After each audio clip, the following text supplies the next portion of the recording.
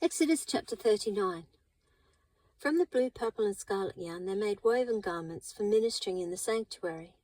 They also made sacred garments for Aaron, as the Lord commanded Moses. They made the ephod of gold and of blue, purple and scarlet yarn and of finely twisted linen. They hammered out thin sheets of gold and cut strands to be worked into the blue, purple and scarlet yarn and fine linen, the work of a skilled craftsman.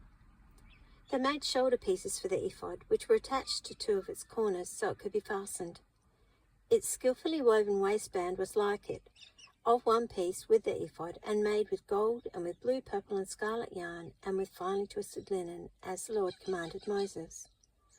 They mounted the onyx stones in gold filigree settings and engraved them like a seal with the names of the sons of Israel. Then they fastened them on the shoulder pieces of the ephod as memorial stones for the sons of Israel, as the Lord commanded Moses. They fashioned the breastpiece, the work of a skilled craftsman.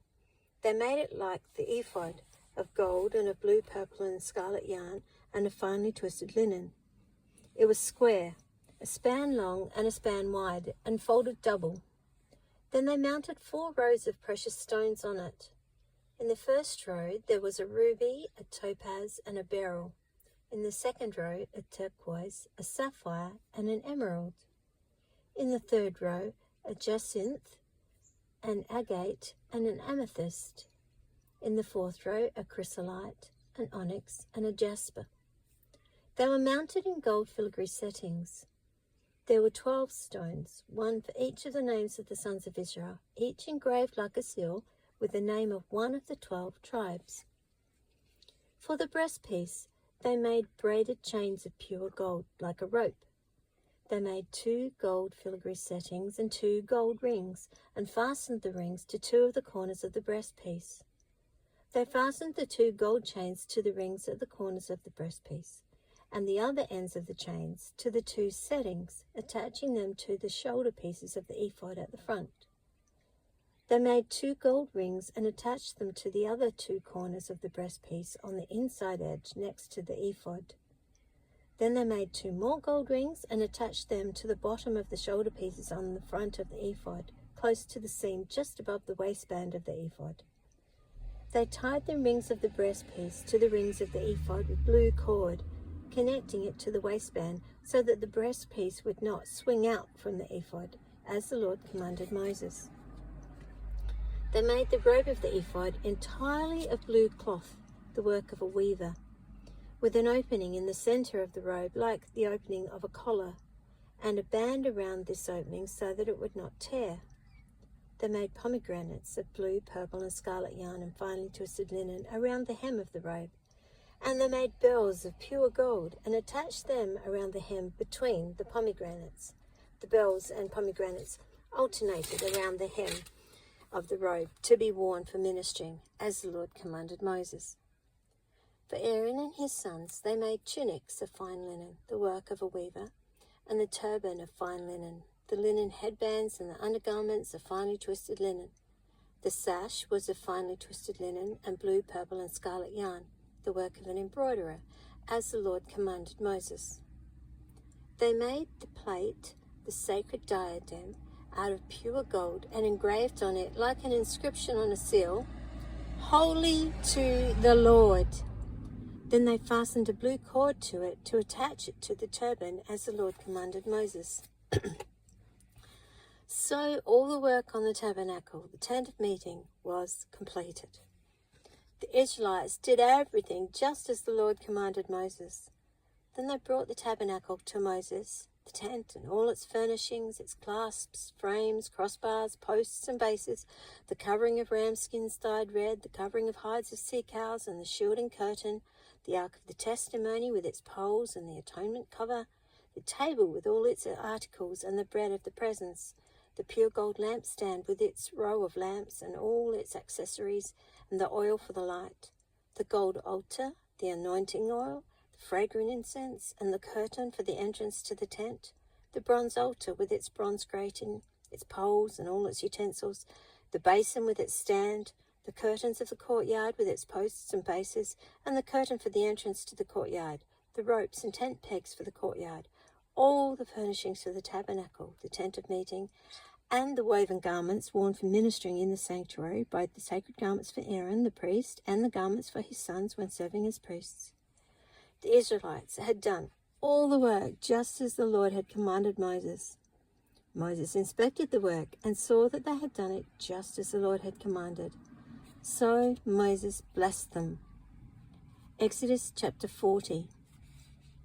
Then the Lord said to Moses, "Set up the tabernacle, the tent of meeting, on the first day of the first month. Place the ark of the testimony in it and shield the ark with a curtain. Bring in the table and set out what belongs on it. Then bring in the lampstand and set up its lamps. Place the gold altar of incense in front of the ark of the testimony and put the curtain at the entrance to the tabernacle. Place the altar of burnt offering in front of the entrance to the tabernacle, the tent of meeting. Place the basin between the tent of meeting and the altar and put water in it. Set up the courtyard around it and put the curtain at the entrance to the courtyard. Take the anointing oil and anoint the tabernacle and everything in it, consecrate it and all its furnishings, and it will be holy. Then anoint the altar of burnt offering and all its utensils, consecrate the altar, and it will be most holy. Anoint the basin and its stand and consecrate them. Bring Aaron and his sons to the entrance to the tent of meeting and wash them with water. Then dress Aaron in the sacred garments, anoint him and consecrate him so he may serve me as priest. Bring his sons and dress them in tunics. Anoint them just as you anointed their father, so they may serve me as priests. Their anointing will be to a priesthood that will continue for all generations to come." Moses did everything just as the Lord commanded him. So the tabernacle was set up on the first day of the first month in the second year. When Moses set up the tabernacle, he put the bases in place, erected the frames, inserted the crossbars, and set up the posts. Then he spread the tent over the tabernacle and put the covering over the tent as the Lord commanded him. He took the testimony and placed it in the ark, attached the poles to the ark, and put the atonement cover over it. Then he brought the ark into the tabernacle and hung the shielding curtain and shielded the ark of the testimony as the Lord commanded him. Moses placed the table in the tent of meeting on the north side of the tabernacle, outside the curtain, and set out the bread on it before the Lord as the Lord commanded him. He placed the lampstand in the tent of meeting opposite the table on the south side of the tabernacle and set up the lamps before the Lord as the Lord commanded him. Moses placed the gold altar in the tent of meeting in front of the curtain and burned fragrant incense on it as the Lord commanded him. Then he put up the curtain at the entrance to the tabernacle.